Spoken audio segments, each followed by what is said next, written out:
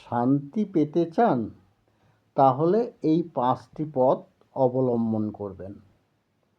ভুল মানুষকে দ্বিতীয়বার সুযোগ দেবেন না। একবার ভুল হলে শিক্ষা, দ্বিতীয়বার ভুল হলে সেটা আপনার ভুল। সামনে ভালো, পেছনে খারাপ এমন মানুষকে বিশ্বাস করবেন না। যারা দুমুখী হয় তারা কখনোই নিজের হয় না। রাগের মাথায় সিদ্ধান্ত নেবেন না। রাগ কমে গেলে সিদ্ধান্ত বদলায়, কিন্তু ক্ষতি আর ফিরে আসে না। কথায় কাউকে আঘাত দেবেন না।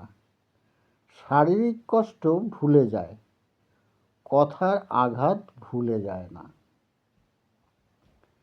নিজের মূল্য কমিয়ে কাউকে খুশি করতে যাবেন না। যে আপনার দাম বোঝে না তার কাছে ছোট হয়ে থাকবেন না।